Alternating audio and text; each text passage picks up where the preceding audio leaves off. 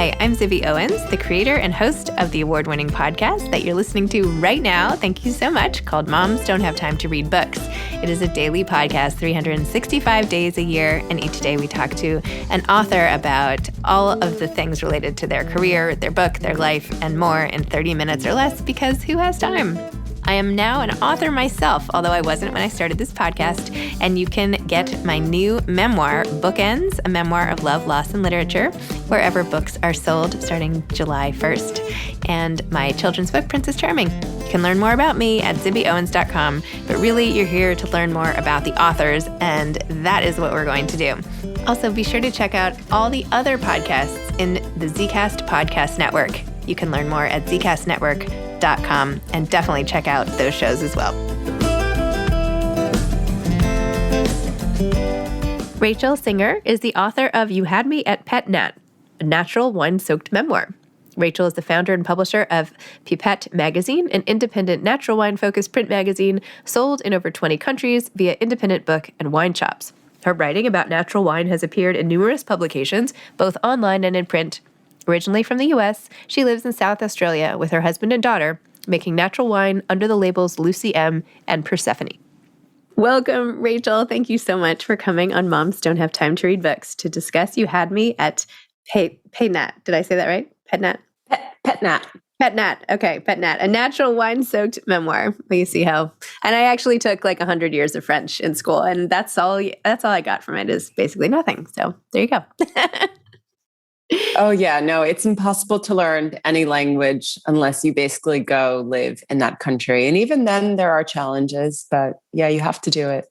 You had a great scene in the book when you arrive in Paris and you're like sitting there having your cafe creme and like getting all, and I was like reading this with such longing, like, oh my gosh, how amazing would that be just to upend my life and take a little voyage and just sit and sip coffee for a second in Paris. I don't know. Thank you for that. Oh, I was writing it with longing because I had a 6-month-old baby and it was winter and it was a pandemic and I had like postpartum depression. So I was kind of writing it with a lot of desire for that exact moment, but that's okay. I'm kind of on the other side of things and I know how lucky I am to have lived through a lot of that. So it's all good. Oh my gosh. Wait, let's come back to that in 2 seconds. But first, if you wouldn't mind just explaining a little bit more about the book for people listening so they know what your memoir is about.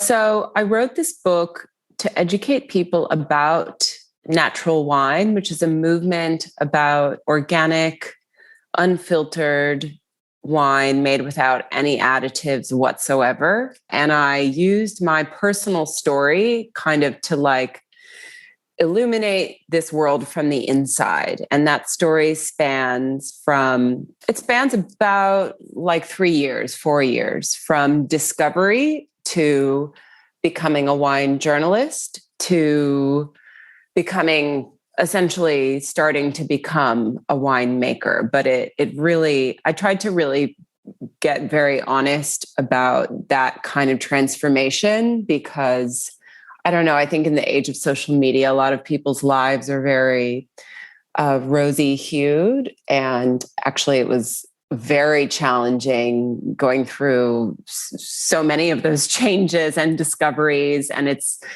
challenging pursuing what you love. But I think what I wanted to get across is that it was also so exhilarating and exciting. And I was really in love with this whole world and I just went for it. Good for you. I mean, it's really inspiring. We need more stories like this where it's possible, that it's not only just a pipe dream.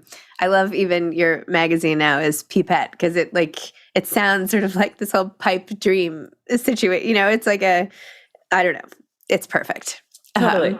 And you talk in the book about starting that magazine as well and, you know, all the anxiety about doing that and everything. Talk about your journey through becoming like all through the wine and all the way to now having this publication about it. And by the way, I think it's so amazing. We're sitting here and it's early where I am in New York, but it's late in Australia and you're drinking wine and that is just the coolest thing. So I know. It's so wild. And we don't think about this enough, how the earth turns on its axis and how it like affects everybody differently, but the sun rises, well, we rotate around the sun in a way that it appears to rise first in the world on a small island, like off the coast of Australia. So I always tell that to people when they're like, wait, what time is it there?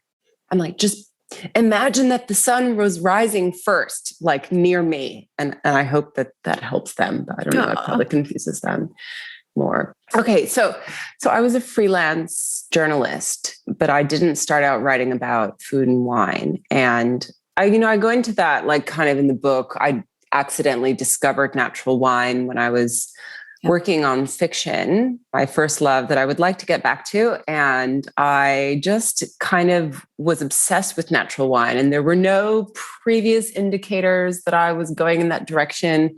I never really appreciated wine. My family didn't have fine wine on the table, quite the opposite. But some things are meant to be. And this one really was. But I immediately was interested in like the cultural and political side of it. And I just sort of dove headfirst in, and I forgot about fiction, and I forgot about whatever journalism I was doing. And I focused on wine writing. And I was also doing food writing. And I remember specifically, I asked a colleague of mine, a woman, maybe like 15 years older than me, and she'd been in the biz. And I said, I feel really split. And I feel like learning about food and learning about wine and trying to write about them as a big kind of a novice journalist is really taking on a lot. And she said to me, you know what, there's not that many women in wine writing, so maybe you should just do that. And I was like, okay. And I did. And when I started my magazine and when I started conceiving of this book, I mean, I was just, these were just dreams. Like I was just, a kind of a nobody in Brooklyn and like writing for anyone I could. And occasionally for big names or occasionally for the well-established magazines. But, natural wine was really niche then. It still is, but it was much more niche. So I found it hard as my appreciation for natural wine increased, and I found that I was not interested in writing about mainstream wine. I found it really hard to get assignments, and that's when I started to think. And then I had like an amazing experience. This is not in the book, but I traveled in the Loire Valley, which, having studied France, you would know of. It's a really interesting, huge wine region, not far at all from Paris, very accessible from Paris. So I did like a week, and I did like 3 natural winemakers a day. And I was just like totally wrecked at the end. It was great. And I was very amazed at the things that they were doing. And I saw a lot of stories there and nobody took them. And there was also this guy in Oregon I wanted to write about. And that's when I started to think, maybe it's time to consider self-publishing. Did you self-publish this book? No, it's Hachette. Well, I thought it would be a book, and then it became Pipette Magazine, essentially. And I mean, some of those stories, I think I never actually got to write. And maybe one day I will, when I can, when my child is in school and I can just romp around France again, or I don't know. One question about the wine. So let's say, like, now I really want to try natural wine. If you're at a restaurant and you're ordering wine, how do you know if it's a natural wine or not? Like, it doesn't really say on the menu. Like, how do I get it aside from going into a store and saying, like, I definitely want a natural wine? I think going into a store would be a better place to start, because you're going to have a much lower investment and you'll have someone who can spend more time with you. There are a few restaurants I know of who have like specified on their list organic or natural wine, but those restaurants were in New York City. And I really think that's like you can find so much natural wine in New York and increasingly in the rest of the country, but I just don't know whether people are starting to do that in restaurants on wine lists. But yeah, I think you need to maybe do a little Google and like Google natural wine in your town. And I mean this for your listeners too, kind of wherever they are, because it is now almost anywhere. And that's a good thing. That's amazing that like distribution has increased so much. And there's an app called Raisin, grape in French. And they dedicate themselves to like basically telling you where to find natural wine wherever you are. Like you could be anywhere in the world and just use the app. So that's a good place to start. It does have sort of a problem in terms of categorization and labeling because there is no natural wine category officially. So it's this very loose kind of movement. And there have been calls for more transparency. There's definitely confusion. Sort of anyone could make a wine that looks natural, right? And market it in a certain way, but it's not from organic vineyards or whatever. But I think at a really good shop that specializes in natural wine, you'll find people who are passionate enough that they've actually gone out of their way to go to tastings, meet producers in person, ask them questions.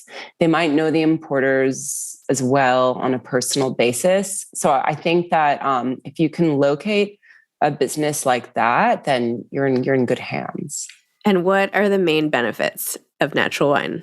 Like, why go to the trouble? That is a great question. And I definitely don't want to say that there are like concrete, identifiable health benefits. There is a lot of data kind of back and forth about whether sulfites cause allergic reactions or headaches and things like that, which are commonly attributed to them. I am just going to go ahead and say that natural wine is fun and I think it tastes great. If you are open, so if you're the kind of person who likes kombucha, then you'll like natural wine because it has that taste of fermentation because there's no artificial yeast added. Or if you like sourdough bread, or if you like eating like lacto-fermented stuff and like really strongly flavored pickles, that's for me, it's fun. And you can know as well that you're buying something from a small, like family-run business and that the farming should be organic. And even if it's not certified, that is the general premise. So that's basically it. Like, I think it's fun and it tastes great. And the more I got to know the people making it, the more I saw how passionate they were about like reducing their impact in terms of viticulture. And just some really interesting projects out there and really interesting ways of winemaking that I don't think you find in the conventional world. It's very geeky. It's super geeky. I think for people that are really into like obscure music or like obscure art movements, natural wine is like a good fit. Interesting. I'm not sure I'm falling into any of those categories that you outlined, but it is worth a try just to do it. So are you drinking the wine in your hand right now? Is that a natural wine? Oh, yeah. So this is just one of my husband's wines. Okay. Just wanted to make sure you were practicing what you preached. That's all. Yeah. Okay, let's go back to the writing piece of all of this and the postpartum depression. Tell me about that. So where were you in life? How did it affect you? What happened? How'd you make your way through it? What on earth possessed you to try to do the hardest thing on earth while you were going through this? I mean, I'm kidding. Writing is such a solve. Oh, yeah. But it's they're hard. Both the hardest thing on earth. Yeah. So tell me about that destructive urge. Yeah, I know. Like, what the hell? I had been trying to sell a book for years. Like I had been with more than one agent. It wasn't the right fit. And then I found this amazing agent. And at the time I was pregnant, but I think when you're pregnant, you don't really understand what having a baby means. You've had some ideas that you've developed in various ways, and they sort of float around in your mind. And you're like, my child will do this. My child and I will do X. And you also don't really think like our child, like you haven't really thought of yourself as a family yet. You have these ideas. And so I continued trying to sell the book. And then when our daughter was like 4 months old, my agent sold the book. And I was like, oh God. And the pandemic had just begun. Australia had just shut its borders. And, I was like breastfeeding this child. And I called up a daycare that I had visited once when I was pregnant, and they were like, sure, we have a space. But she wasn't taking a bottle. And so for the first 6 weeks that I kind of worked on the manuscript after it had actually been sold, when there's that pressure, because I sold it like half written, but then there's like this, oh my God, someone is like paying me money and people are going to read this. And I would drop her off, and it was winter and it's very rainy in our region of Australia in winter, not snow, just rain. So I would sit there in the car because nothing was open. And because I knew that in about 2 hours, I was going to get a call to pick her up and feed her because she wouldn't take a bottle. And I didn't know like how you kind of took her weeks to accept a bottle. And so I basically sat in the car and wrote with my laptop on my lap with the heat on. Oh my gosh.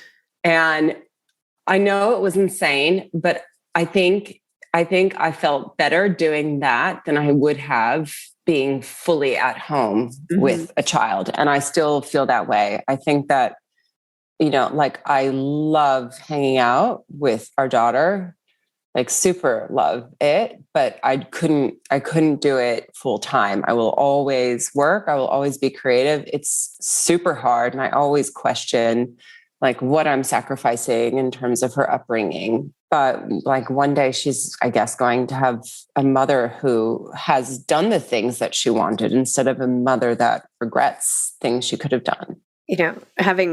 I have 4 kids and I stayed home with my first kids, and my little, there's a big age gap, just so happened. Anyway, and with the little kids, I'm like working all the time. And it's just whatever they get used to is what they expect. Right? Like they don't come with as many expectations as you think. This is my main takeaway from now, almost 15 years of parenting. It's like, okay, this is what we do. This is what life is. This is what my mom is. This is what a mom does. This is how my life is. And there's no judgment. It's just that's what you give them. So they don't expect any differently. I know that probably sounds obvious, but if you just set the expectation, then that's what they learn. And so no guilt. That's my way of saying there should not be guilt associated. And I think I had intense guilt, and I projected it onto our daughter. And I think she must, I don't know, they must pick up on things. Because she definitely everything. Yes. Made it hard. They pick up on everything. She definitely made it hard for me sometimes, even to this day, like very clingy. Like, how could you leave me, Mom? How could you not want me around all the time? And then that changes for a few months and then it comes back. But I like that philosophy. I'm going to try to actually think that to myself. Yeah. I mean, it's not to say kids don't always want to be with their moms. And it's, but that's, for most people, that's not what happens. That's not doable. And it's okay. Kids adapt to the craziest circumstances. Anyway, this is not my place to really say. This is just my own personal opinion, but I don't know. I've wasted so many years feeling guilty about so many things, and it's all it does is drain me, and it doesn't benefit the kids at all. So no, not to say I don't still have guilt. Like I have to go to some work event tonight and I'm already like, oh no, I can't put them to bed and they're going to be so upset. I'm like, you know what? Like one day they'll have to go to a work event at night, and they'll know this is what you do. So I don't know. Anyway, that's just my 2 cents. By the way, I wanted to tell you this at the beginning. So I read your book during spring break, and I had a girlfriend, an old girlfriend of mine, and I met with a bunch of other people after this wedding. And she loves to read and I love to read, and we're always swapping books and everything. And when we sat down like by the pool in this like amazing, very infrequent time just with a girlfriend, she was reading your book. Stop it. Oh my God, that's mind blowing. That makes me so happy. Yeah, it was great. And she pulls out her Kindle and she reads like a book a day. She's like the best reader I know. And I was like, okay, what are you reading? And she's like, well, I'm reading. And I was like, oh my gosh, that's in my backpack. I'm going to read that tomorrow. So yeah. What? Yeah. Is she into like wine or into France? Not overly. No, she just loves great books. And yeah. Oh.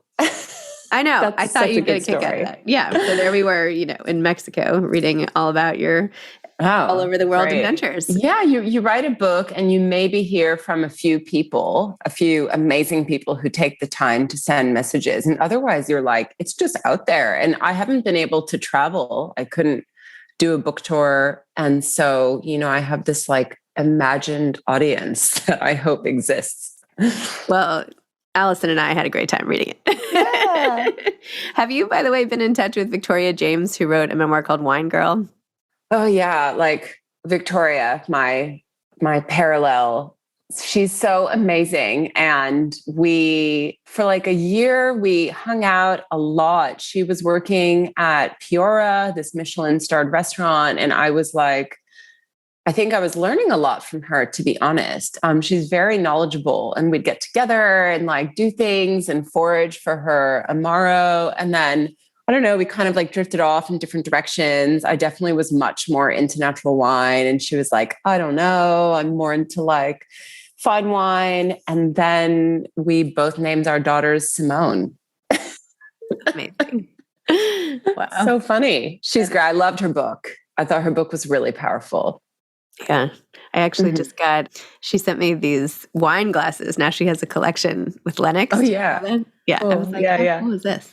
Anyway, but I love learning about this world. Not that I am a huge wine aficionado, but I just find it so interesting, especially the way authors like you are able to convey on the page something that is so sensory based, right? That's not easy to do. Yeah. Did it come through? I feel like it was difficult to walk that line between over-explaining and kind of wanting to move on. Like, I don't want to spend 5 pages on a single kind of topic.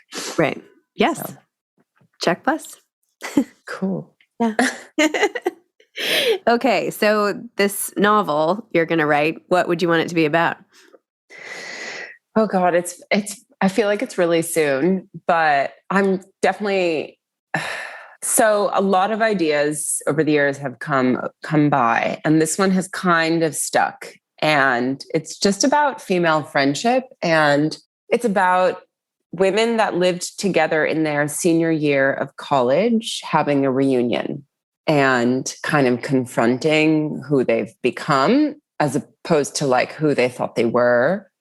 And kind of, I don't know. So I think it's a very like intimate novel. There's some challenges. Definitely has like too many characters right now. I don't know. I just really like fiction that is very close to real life. I read a lot of autofiction, which I'm sure some people find boring, but I find gripping. Like Sheila Heti, Rachel Cusk. I don't know what else, but I just like fiction that's really simple. I like to get into the kind of nitty gritty of relationships and identity. I love those books too.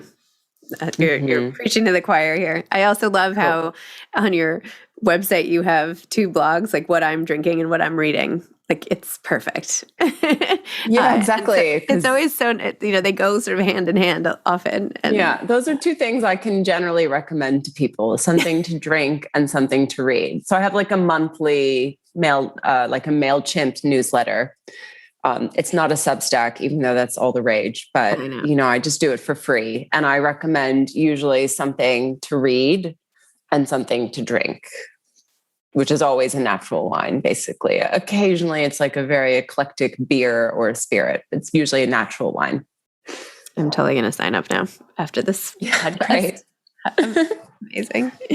Okay, Rachel, thank you. This has been so fun. Last question. Do you have any advice for aspiring authors? Yes, read, obviously. I'm sure everybody says that, but also sign up for workshops and just find them wherever you can. I know in some cities, you can kind of throw a stone and hit a workshop, and that's amazing. If you're in a place like that, I would definitely just say, spend the money, go out there and just get critiques, like put your work out there for other eyes to read and hear what they have to say, because they're your readers. And also don't be afraid to approach writers you admire. And even if they are the loftiest kind of heights, like you think you can't write for the New Yorker, but I mean, someone has to write for the New Yorker, and like maybe it's you. So contact that New Yorker author when he's in your town, contact your favorite writer, and send fan mail. I think that's amazing, an amazing thing to do, and see if, maybe you start up a conversation with somebody. I think people really like that. So I sent fan mail to an author when I was in like 4th grade, 5th grade. She had the same name, Zibby, and she was a middle grade author, and her name was Zibby O'Neill. And my mom helped me find her address by calling the publisher. And we got her address in Michigan, and we became pen pals. And I wrote her for years, and she would write me back on this blue stationery. And then years later, she came to New York, and she took me to tea at the Plaza. Oh, that is gorgeous. Oh my God. Oh, that's amazing. I want to take someone to, like, I don't know if it'd be tea at the Plaza. I mean, take them to have natural wine somewhere, maybe. I love that. That's so beautiful. Great. It was so great. I remember I wore this ridiculous 1980s outfit and with my shoulder pads, and this is really dating myself. But I remember it like it was yesterday. I loved this like sort of bright blue with red pattern all over, matching blouse and skirt, and I felt so fancy. And is that in your? Don't you have a memoir coming out? I do have a memoir coming out, and I actually was just thinking that. I was like, oh, I should write more about that. I should write an essay about that. Yeah. I wonder if I put that in. I cut so much out. I had so many words, and then I basically chopped it in half. So I'm wondering if that is still in. At some point I wrote about it. I hope it is. I'll look. Oh my God. I know. It's so hard to look back at the manuscript. I know, That's exciting though. And a children's book. Yes. Thank you. Yeah. Thank you for knowing that. Yeah. Thank you. Yes. It's quite a year. So yeah, holding on to my hat and hoping it goes well. Yeah, of course it will. That's great. Like begging people I know to pre-order my books. Oh, exactly. Exactly. Anyway, well, it was great to meet you. And if you're ever in the New York area, let's go for a glass of natural wine. Although I'll probably I definitely will be. That sounds great. Okay. That'd be amazing. Thanks, Zibby. All right. Thanks a lot. Bye-bye. Okay. Bye. Bye. Thanks for listening to this episode of Moms Don't Have Time to Read Books. Don't forget to follow me on Instagram at Zibby Owens and at Moms Don't Have Time to Read Books. Also sign up for my newsletter at zibbyowens.com and sign up for my virtual book club and meet lots of authors on Zoom every other week. Thanks so much to Steve and Ryan at Texture Sound for the sound editing. And thank you to Morning Moon Productions for providing this fantastic intro and outro music.